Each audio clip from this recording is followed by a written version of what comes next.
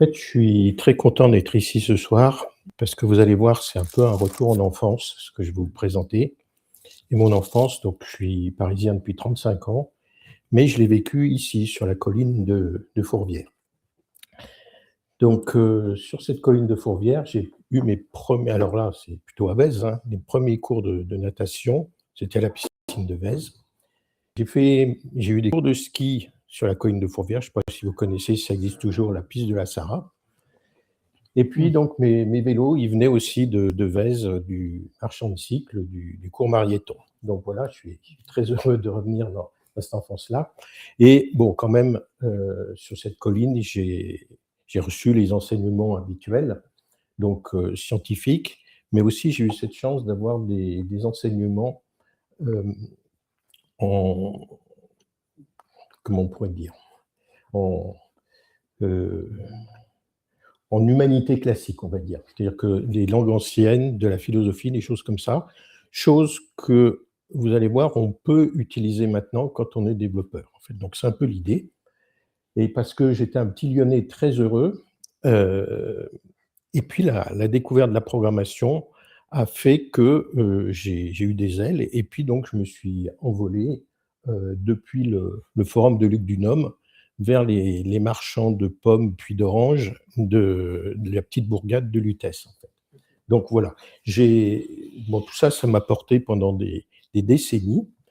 Et puis, ben voilà, je suis devenu le vieux machin que vous avez devant les yeux là, et le monde lui-même a changé autour. C'est-à-dire que, eh ben, c'est plus du tout comme c'était avant.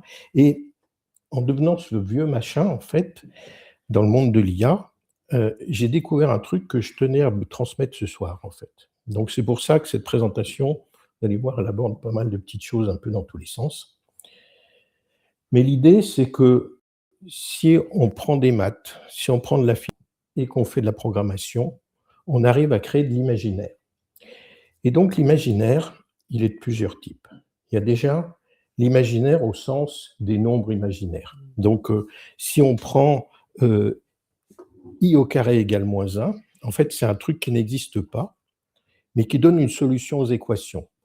Donc c'est un peu l'idée de ça, en fait. C'est-à-dire on va créer des choses qui existent pas, mais on va quand même derrière arriver à implémenter ça de manière un peu concrète. Donc l'imaginaire au sens mathématique, mais aussi imaginaire comme peut rêver un enfant, en fait. Et ça, pourquoi? Parce que notre monde, là, actuellement, il a bien besoin, je pense, de retrouver un peu cet esprit d'enfance avec un peu, heu, non plus I2, mais I3, I au cube, en fait. C'est-à-dire qu'on va avoir de l'innocence, de l'insouciance et puis aussi un petit peu d'insolence. Et la grosse idée, c'est que l'imaginaire, c'est aussi ce qu'on peut désormais concrétiser grâce à la génération guidée. Donc la présentation, c'est autour de ça. C'est comment finalement on va passer de l'imaginaire à quelque chose de concret. Alors justement, là je demande de me présenter, donc je me présente. Donc voilà, je suis Étienne Vautrin. Alors, j'essaie de mettre au service de la société mes compétences les plus sérieuses, hein. Donc, pour l'expertise judiciaire, je mets en œuvre des décennies d'expérience dans le domaine du numérique. Et puis, OP Life, c'est un service d'aide aux équipes de recherche de personnes disparues.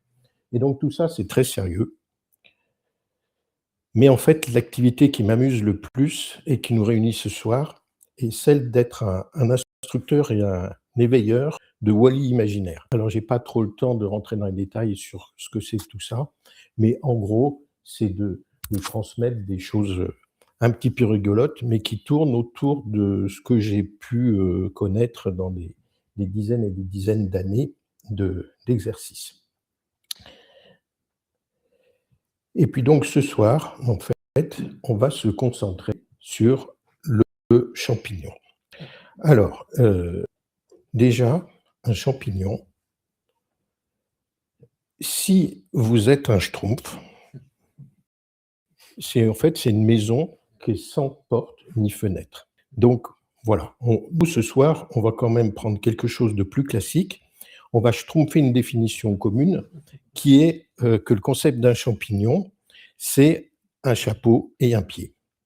Donc c'est ce qu'on appelle de l'ontologie en termes philosophiques, c'est-à-dire que si vous n'avez que le chapeau ou que le pied, vous n'avez plus le concept. Donc là, on a ça.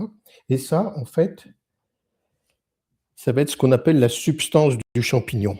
C'est celle qui va nous permettre de créer de l'imaginaire avec de bonnes hallucinations. On rigole, mais c'est la vérité, en fait. C'est-à-dire qu'on va donner un peu de consistance à notre champignon.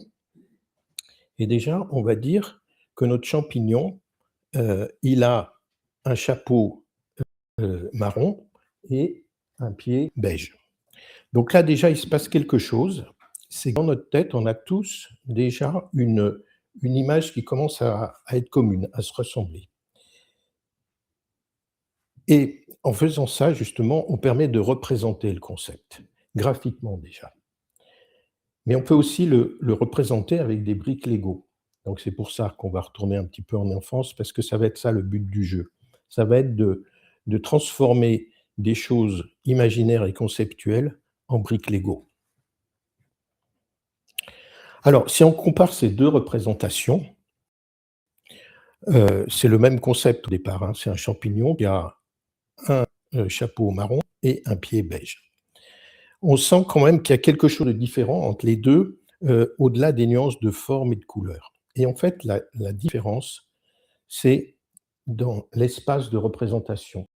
C'est-à-dire que quand on va représenter graphiquement, on est dans un espace qui est continu. C'est-à-dire qu'on peut toujours ajouter un petit truc, un petit machin, une petite nuance sur la représentation, alors que la représentation en briques Lego, on est dans un monde qui est discret.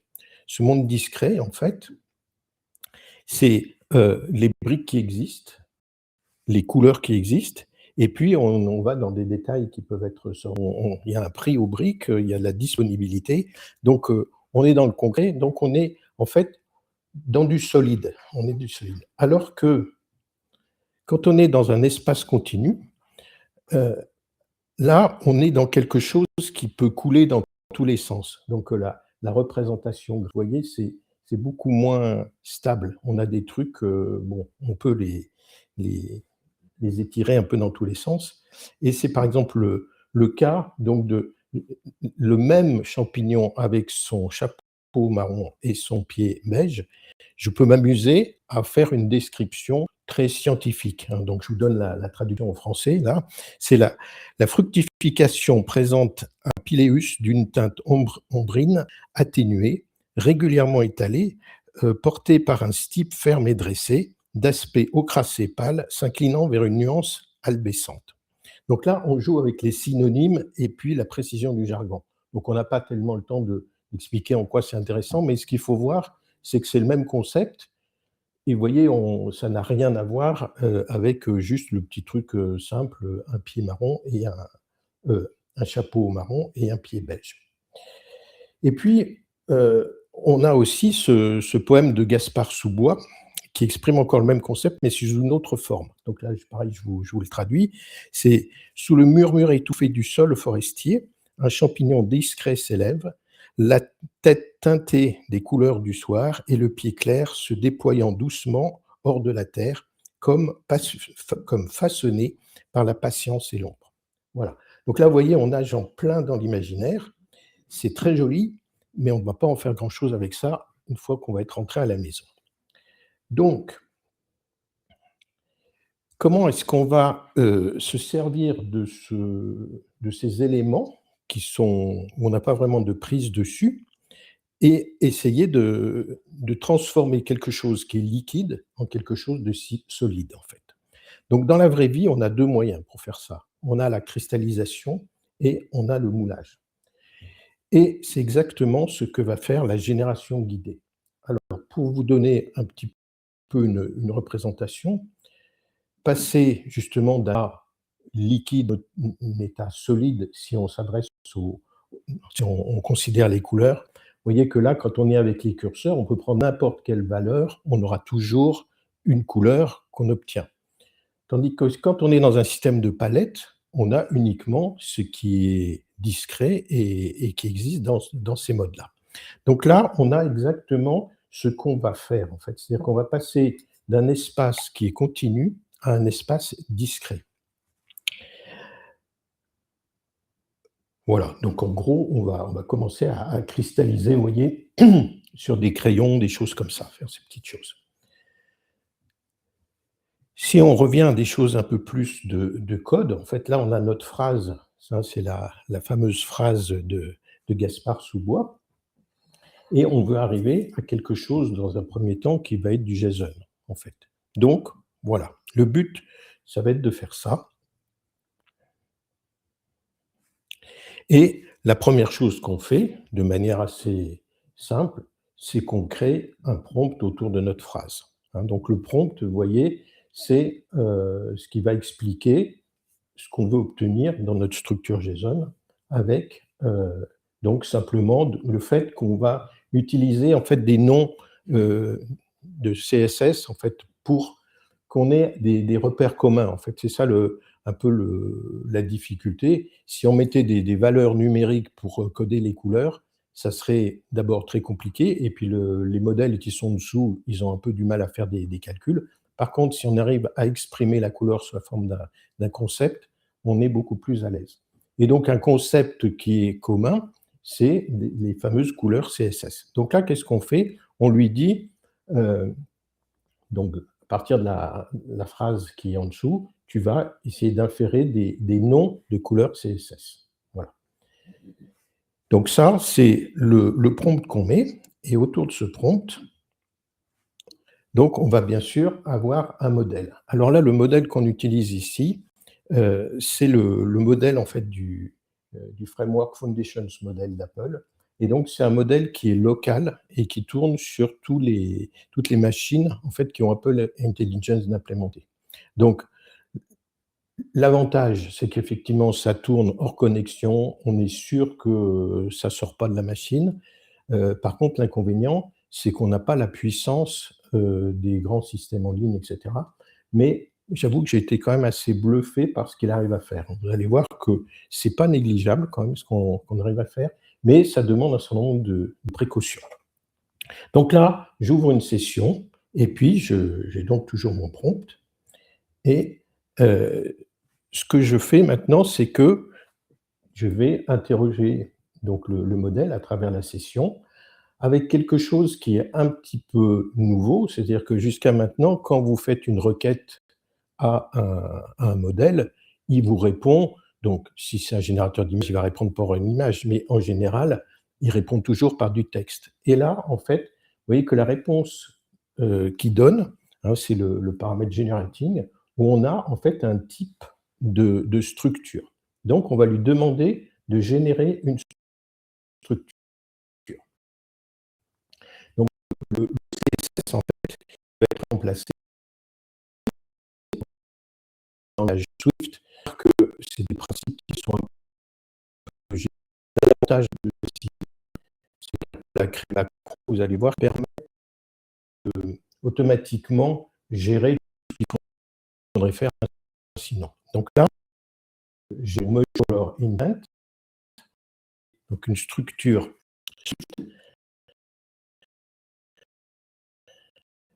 à laquelle je vais ajouter en fait, c'est-à-dire que quand le mode je lui demande d'expliquer pourquoi il a mis ces valeurs-là. C'est essentiellement des buts de...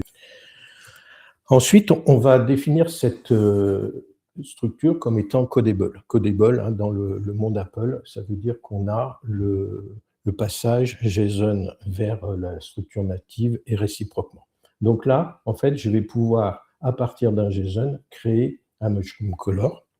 Et puis, je vais lui ajouter ici cette macro generable qui va faire que cette structure va être, enfin la sémantique de la structure va être exposée en fait au framework.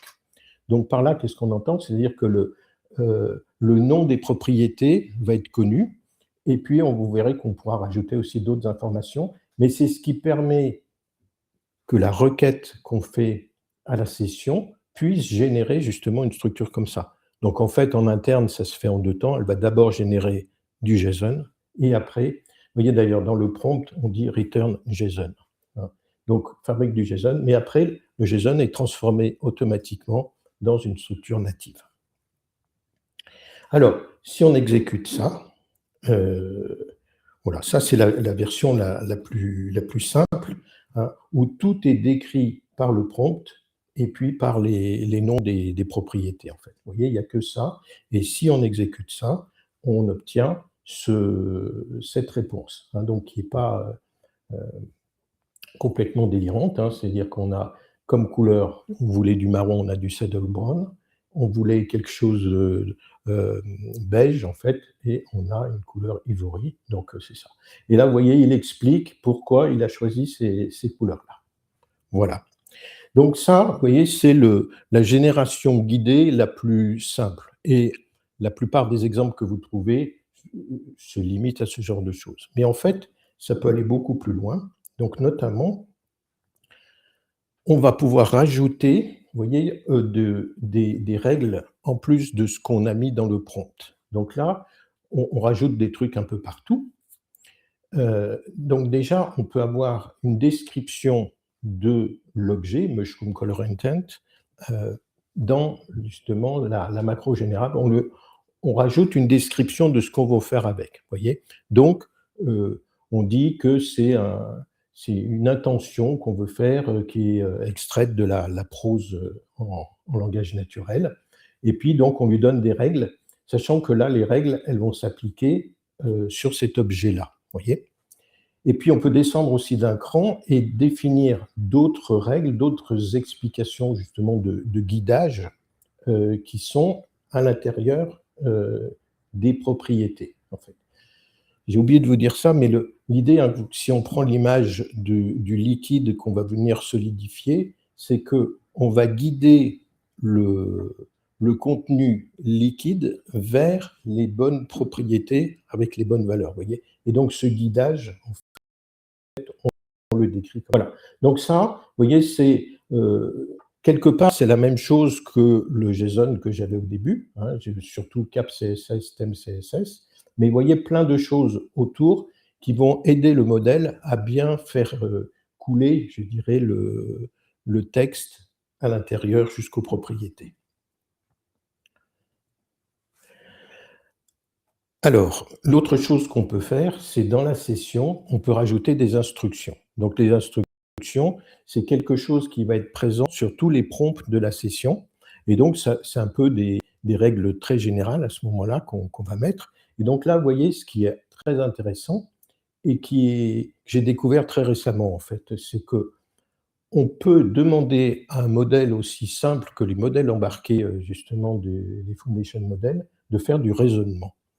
Enfin, j'aurais jamais osé faire ça moi-même, mais c'est un document d'Apple qui explique comment faire du raisonnement avec. Donc, j'ai tenté, et donc là, on dit comme instruction générale qu'on va faire un raisonnement structuré pour donc un champignon en Lego. Et donc, on va avoir un plan d'action, en fait. La première chose, c'est on va créer une intention, c'est-à-dire qu'en fait, on va créer un champignon un peu modèle qui soit les couleurs les couleurs idéales, en quelque sorte, qu'on voudrait. Et puis derrière, comme il va falloir quand même qu'on fabrique ce champignon avec des vrais briques en Lego, toutes les couleurs ne sont pas disponibles. Donc, on va avoir une quantification qui va être faite, c'est-à-dire qu'on va prendre les couleurs idéales et on va choisir parmi les palettes disponibles lesquelles correspondent le mieux. Et puis après, donc, on peut rajouter des règles générales, vous voyez, notamment si c'est pas trop quoi choisir, il faut qu'il explique dans le rationnel que il a eu du mal à choisir. Voilà. Et la différence par rapport à la session de tout à l'heure qui était ouverte juste par défaut, c'est que maintenant, donc, on passe les instructions à l'ouverture de la session. Alors, de la même façon donc, qu'on avait cette intention, maintenant, on a la quantification ici, qui est décrite par cette structure. Donc, vous voyez, je n'ai pas redétaillé tout ça, mais on a toujours cette structure où on a une description globale de ce que c'est que cette structure, et puis des guides qui vont expliquer plus particulièrement ce que c'est que les propriétés qu'on a dedans. Voilà. Donc, j'insiste pas plus là-dessus. Et après, donc, ce qu'on va avoir, c'est un champignon en Lego fait uniquement de raisonnement. Alors, pourquoi est-ce qu'on a ce truc-là? D'abord parce que c'est la suite logique de l'intention et de la quantification, mais c'est aussi parce que cet objet-là, il est un peu destiné à rester dans le domaine conceptuel, vous voyez? C'est-à-dire que si jamais on veut partager la structure, l'envoyer en production dans une usine et tout, il ne faut pas qu'on trimballe beaucoup de choses. En fait, on va juste donner le numéro de la pièce Lego, etc. Là, on a quelque chose qui reste assez conceptuel, et c'est comme ça, je dirais, qu'on va créer le meilleur objet possible, en fait. C'est-à-dire qu'on ne va figer les choses qu'au dernier moment. Là, on est dans un état qui n'est pas encore la vraie matérialisation, en fait.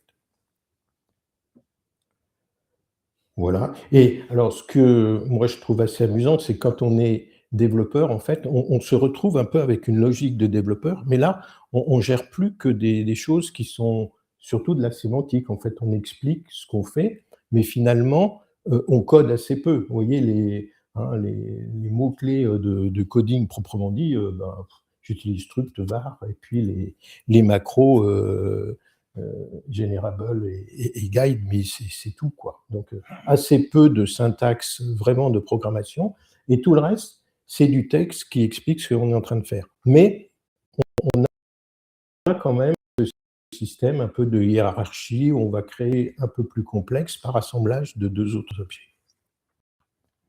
Voilà. L'autre avantage, c'est qu'on est là sur des structures qui sont natives. Donc, on peut faire du debugging natif sur le cheminement. Vous voyez, autant c'est très compliqué d'aller débugger l'intérieur d'un modèle, autant là, les petits morceaux qui commencent à générer, on peut aller les voir et faire du debugging là-dessus. Alors, que devient maintenant notre session, en fait? Donc, oui, j'ai toujours ma phrase, j'ai toujours un prompt qui maintenant, il est réduit à vraiment une expression minimale, hein. On dit juste, voilà, génère-moi un Lego Mushroom Reasoning Only à partir de la phrase. Et donc, ce qu'on va obtenir là, à ce moment-là, c'est le Mushroom Reasoning Only. Alors, si on regarde ce qu'on obtient justement, on obtient quelque chose comme tout à l'heure, hein, c'est-à-dire que l'intent, en fait, c'est exactement le même, hein, c'est le même code hein, qui a été exécuté. Simplement, là, comme il est encapsulé dans un système qui est un peu plus complet, un processus où on va enchaîner les deux. Donc derrière, il y a la quantification. Et là, il se trouve, vous voyez, que les deux palettes, aussi bien de chapeau que de pied, ont la couleur demandée. Donc en fait, la quantification, elle se contente de dire, ah bah ouais, j'ai ça, je prends, j'ai ça, je prends. Alors, juste pour vérifier que ça marche bien, je me suis amusé à retirer de la palette le Saddle Brown et l'Ivory, et à ce moment-là, vous voyez, ce qui donne, c'est comme couleur d'implémentation, Black et Seashell, qui sont les deux couleurs effectivement les plus proches d'un point de vue logique.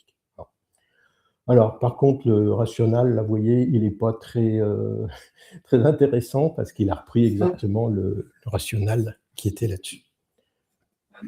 Donc, voilà. Maintenant, qu'est-ce qu'on a? On a, bon, effectivement, Gaspard Sous-Bois qui peut commander des pièces en Lego en mettant donc la description au langage naturel. Mais bon, tout le monde n'a pas Gaspard Sous-Bois chez soi. Par contre, on connaît tous une grand-mère qui veut acheter un casque de vélo de protection à sa petite fille, et avec un phare derrière, et qui se retrouve à avoir, alors là c'est volontairement exagéré, mais à répondre à des formulaires où on va lui demander d'avoir des notions de matrice de dispersion des impacts, de stratification de la coque thermoplastique, ou des systèmes biomécaniques d'atténuation des forces de rotation. Donc voilà, ça c'est un peu caricatural, mais très souvent, effectivement, quand vous recherchez des objets sur Internet, vous devez remplir un formulaire assez complet. Et en fait, donc, tout ce qu'on voudrait, nous, c'est juste dire, ben, voilà, je voudrais acheter un casque pour ma petite fille avec une lettre, une lumière derrière. Voilà.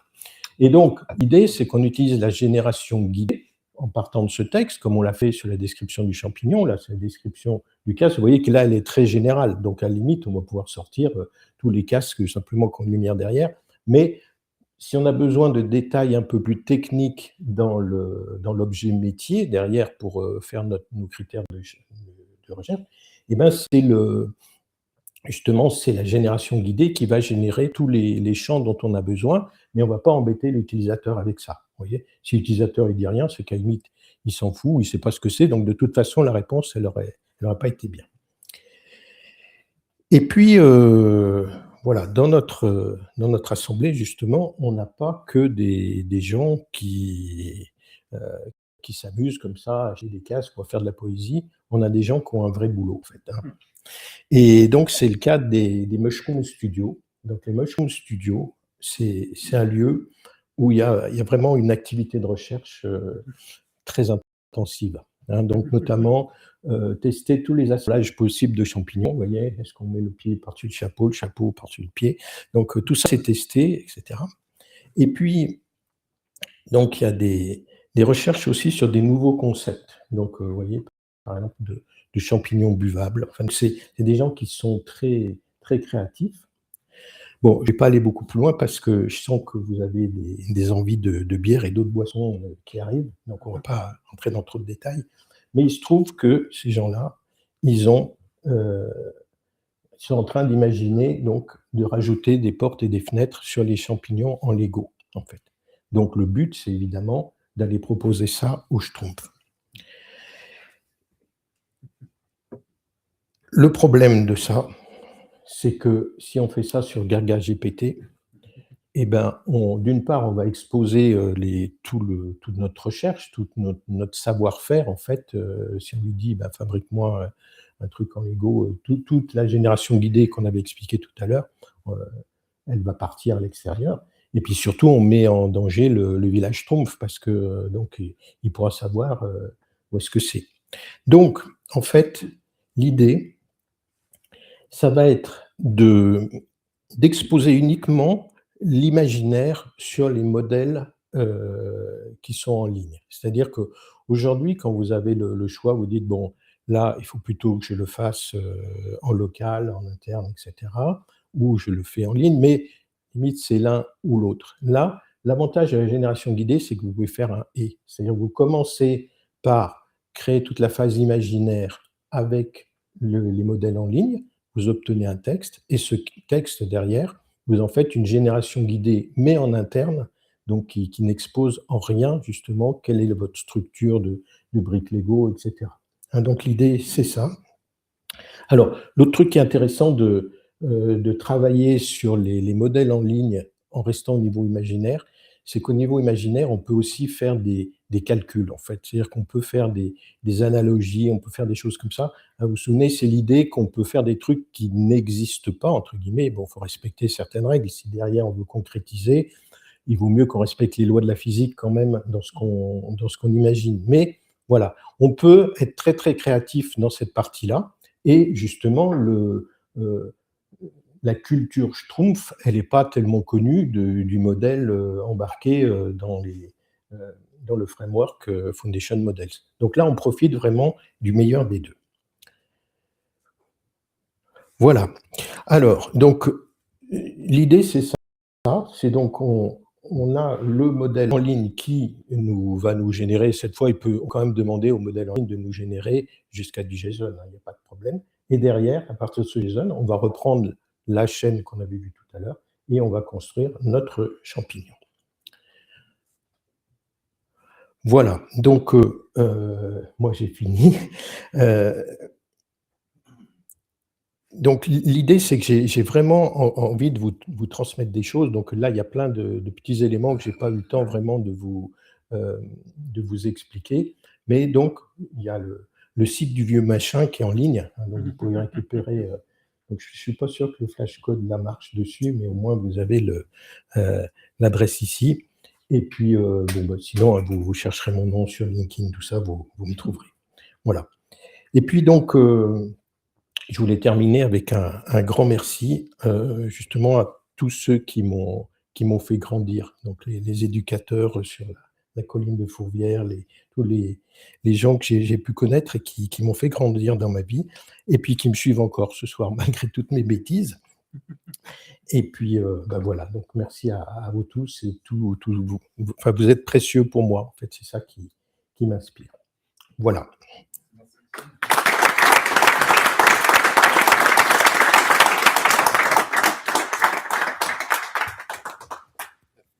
Merci Étienne, merci pour ce moment de poésie et de code et de morceaux de code qui font de la documentation qui a l'air de servir à quelque chose pour une fois.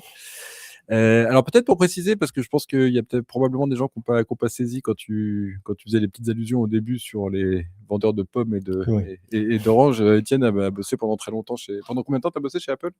Alors j'ai travaillé 12 ans chez Apple, Ouais. et puis 15 ans chez Orange. Voilà. Voilà. Ça fait quand même une petite carrière pour les plus jeunes d'entre nous. Ça nous laisse nous projeter.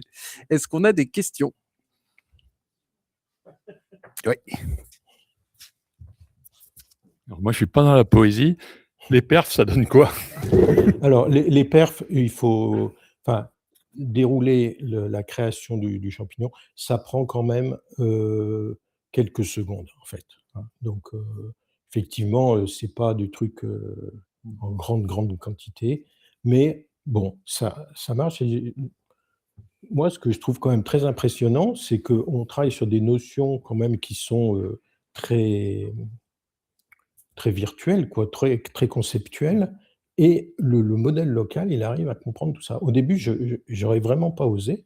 Et puis, avec cette note d'Apple, j'ai foncé et puis j'ai demandé justement, alors là, c'est ChatGPT, en fait, enfin, c'est OpenAI qui est derrière le système de coding, d'Xcode qui est utilisé par Apple. Et lui, donc, il arrive très, très bien à créer ce genre de choses, hein. C'est-à-dire que, les exemples de prompts que je vous ai donnés et tout, donc j'ai corrigé des petites choses, mais chaque fois avec l'aide de l'IA quand même. C'est-à-dire que voilà, on fait des choses qui sont assez pointues et alors effectivement, ça ne s'exécute pas à la vitesse de la lumière, mais bon, je pense que c'est très utile, surtout le fait que ce soit vraiment en local et derrière un objet natif qu'on va pouvoir assembler avec tous les autres objets natifs, de son carnet d'adresses, de son vous voyez? C'est-à-dire qu'on est vraiment dans l'espace, privé de l'utilisateur, et on peut travailler là-dessus avec de la génération IA. Donc ça, je trouve que c'est assez intéressant quand même. Et quand tu dis en local, c'est en local sur MacBook ou sur iPhone ? Les 2. Les deux ? Les 2. Ouais. Alors, effectivement, les modèles ne sont pas strictement les mêmes. C'est-à-dire que le modèle du MacBook, il est un petit peu plus performant, ça se voit. Ouais. Celui de l'iPhone, il est un peu moins, mais ça marche quand même. Ouais. Donc, La question. Ouais. Est-ce que tu sais si le Foundation Model il est capable d'aller lire des variables du système d'exploitation, par exemple le current language code ou des choses comme ça? Est-ce qu'on peut rajouter dans les guides de répondre dans la langue du device, par exemple? alors, non. oui, alors il y a plusieurs choses là, j'ai pas tout développé.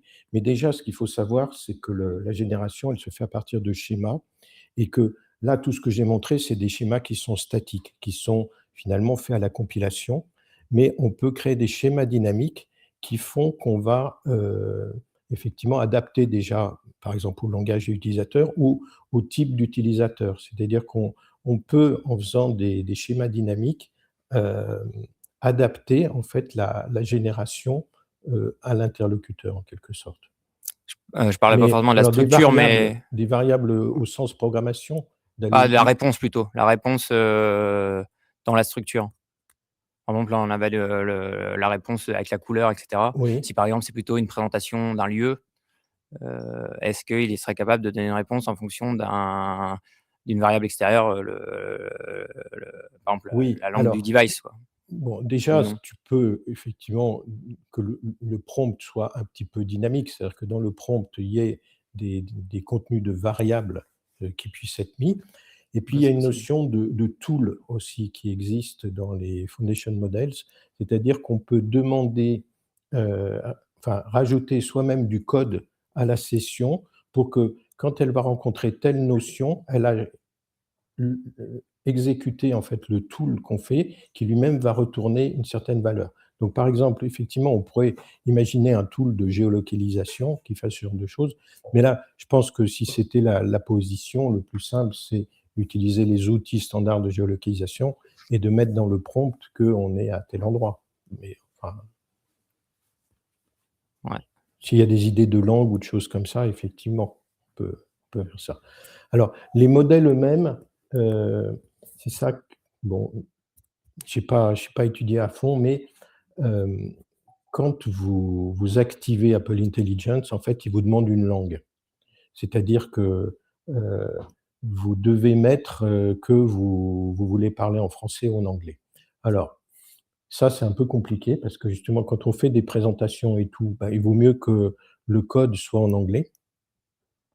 Mais dans la vie courante, c'est vrai qu'on a beaucoup de données personnelles qui sont quand même plutôt dans sa langue natale, en français. Donc, voilà, c'est pas super simple et donc en tout cas, moi, je sais que le modèle qui est chargé sur mon Mac, c'est un modèle qui est en anglais, du coup. Sur l'iPhone, j'étais obligé quand même de repasser le modèle en français. Mais là, du coup, il couine un peu parce qu'il dit, mais alors finalement, t'es français, qu'est anglais? Enfin bon, il sait plus trop puisque c'est le même utilisateur qui est dans les deux langues. Mais voilà, en fait, je pense qu'on en saura plus avec le temps. Mais le modèle, quand même, est un peu différent selon les pays, manifestement. Je pense aussi pour de la réglementation. Je pense dans certains pays, on n'a pas le droit de parler de telle ou telle chose. Bon, voilà. Et donc, le modèle, il est adapté pour ce genre de choses. D'ailleurs, juste une petite parenthèse, il y a un truc qui est rigolo, c'est qu'avec le champignon, justement, si on lui demande qu'est-ce que c'est ce champignon, est-ce qu'il est vénéneux, alors là, le modèle, il va se protéger tout de suite. Il va dire, bon, moi, je te dis ça, mais à la limite, j'ai pas le droit de dire si un champignon, il est vénéneux ou pas. Hein. Donc, il y a des guardrails, en fait, qui font qu'il y a des questions auxquelles il ne peut pas répondre. Et je suis tombé dessus avec le champignon, justement. Voilà. Est-ce qu'on a une dernière question? Oui. Hop là. Moi, c'est même pas une question, c'est plutôt une expression de gratitude. Merci pour ce voyage poétique, c'était très agréable. Eh ben, merci à vous. Ça apporte beaucoup.